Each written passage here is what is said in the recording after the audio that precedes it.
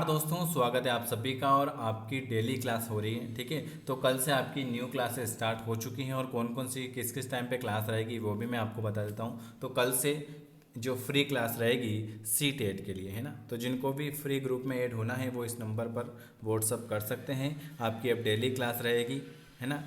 अभी रोज़ एक एक वीडियो आ रहा है, आपने देखा ही होगा। इस चैप्टर का जो बाल विकास जो चैप्टर चल रहा है अधिगम का, उसमें मैंने आपको 23 क्वेश्चन करवाए थे। विकास की अवधारणा ये चैप्टर हैं, इसमें मैंने आपको 23 क्वेश्चन करवाए थे। अब हम करेंगे इसके आगे से क्वेश्चन। इससे पहले जो भी हमसे नया जुड़ना चाहते हैं वो इस नंबर पर व्हाट्सअप कर सकते हैं। 9753749986 पर आप मैसेज करके लिख देना C-TET 2024, तो मैं आपको फ्री क्लास में ऐड कर दूंगा, ठीक है। चलिए, अब आपकी कल से जो क्लास रहेगी वो रहेगी सुबह 7 बजे, दिन में 11 बजे और रात को 8 बजे।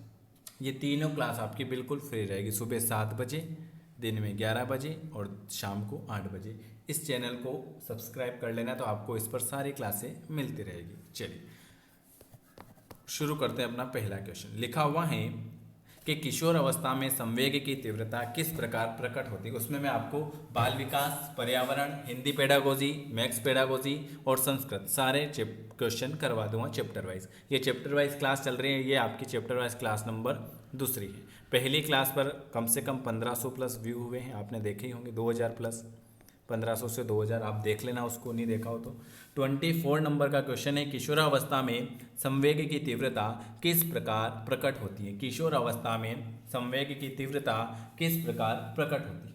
24 नंबर का क्वेश्चन बताइए।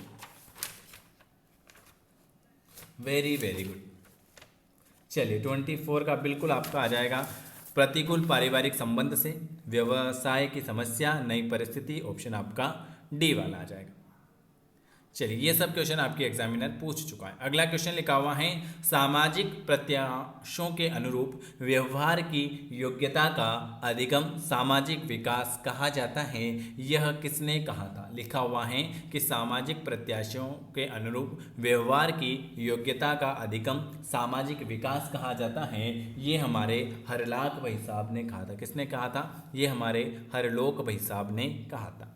चलिए, अगला क्वेश्चन है, बाल विकास में क्या है। प्रक्रिया पर बल, वातावरण और अनुभव की भूमिका पर बल, गर्भावस्था या यह सभी। तो आप सभी को पता है बाल विकास क्या है। गर्भावस्था से किशोरावस्था का अध्ययन क्या कहलाता है, बाल विकास। आप ये मत सोचना कि उपरोक्त सभी आ जाएंगे, नहीं। बाल विकास में गर्भावस्था से लेकर किशोरावस्था तक का अध्ययन बाल विकास कहलाता है। और यह परिभाषा किसने दी थी, ये आप मुझे कमेंट करके जरूर बताना।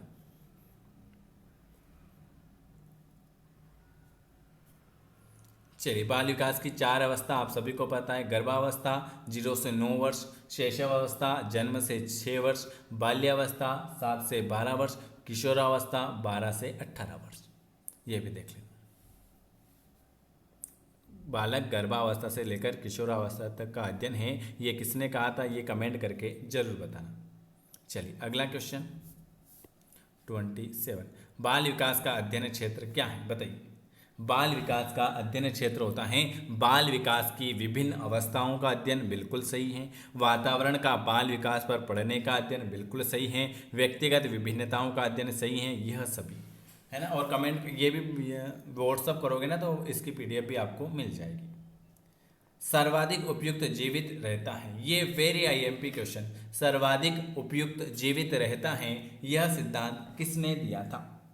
सर्वाधिक उपयुक्त जीवित रहता है, ये हमारे कौन से भाई साहब आ गए थे, ये हमारे चार्ल्स डार्विन भाई साहब आ गए थे। किसने दिया था, चार्ल्स डार्विन ने कहा था कि सर्वाधिक उपयुक्त जीवित रहता है।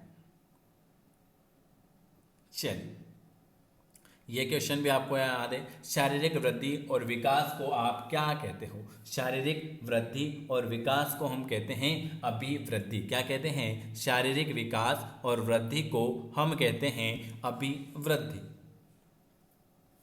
विकास की किस अवस्था में बुद्धि का अधिकतम विकास होता है। विकास की किस अवस्था में बुद्धि का सबसे ज्यादा विकास होता है, बताइए।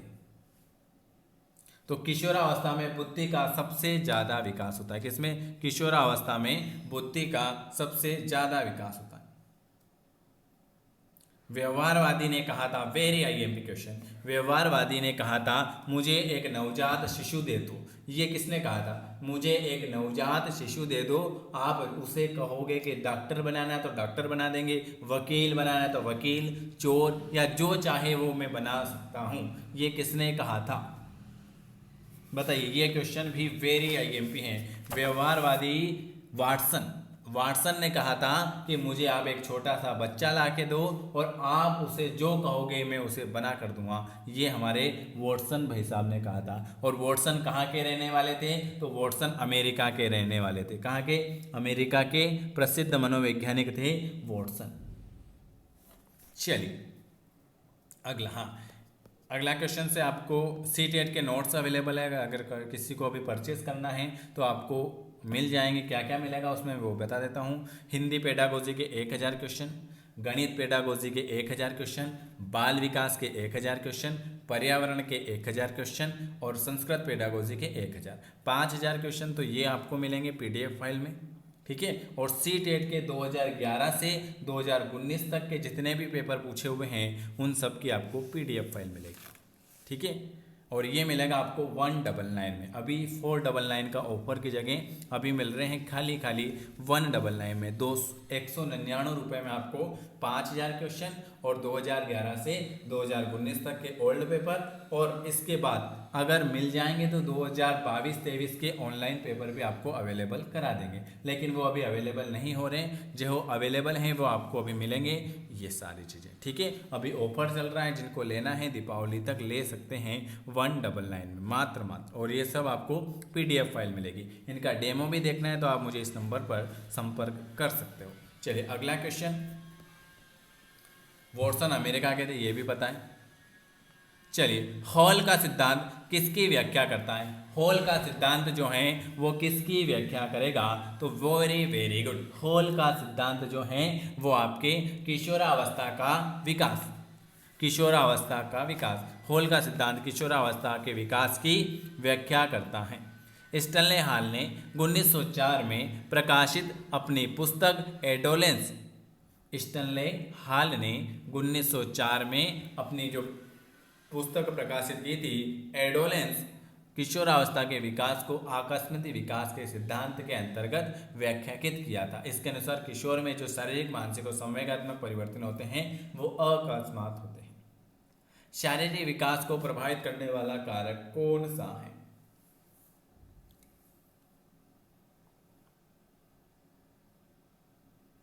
शारीरिक विकास को प्रभावित करने वाला कारक जो है वंशानुक्रम, वातावरण, खेल और व्यायाम। तो ऑप्शन आपका D वाला आ जाएगा। कौन सी एक अंतःस्रावी ग्रंथि नहीं है? कौन सी एक अंतःस्रावी ग्रंथि नहीं है? 34। तो लार ग्रंथि, देखो एड्रिनल है, पिट्यूटरी है, थायराइड है, लेकिन लार ग्रंथि ये एक प्रकार की अंतःस्रावी ग्रंथि नहीं है। लार ग्रंथि एक अंतःस्रावी ग्रंथि नहीं है। प्रमुख अंतःस्रावी ग्रंथियां हैं। प्रमुख अंतःस्रावी ग्रंथि पिट्यूटरी ग्रंथि, एड्रिनल ग्रंथि, थायराइड ग्रंथि और पैरा थायराइड ग्रंथि। विद्रोह की भावना की प्रवृत्ति किस अवस्था में होती है? विद्रोह लड़ाई झगड़े किस अवस्था में होते हैं? तो सर लड़ाई झगड़े जो हो जाएंगे वो आपके किस में होंगे? पूर्व किशोरावस्था, पूर्व किशोरावस्था 12 से 14 साल के अंतर्गत। पूर्व किशोरावस्था, किशोर में शारीरिक और मानसिक तनाव की प्रबलता भावना होती है।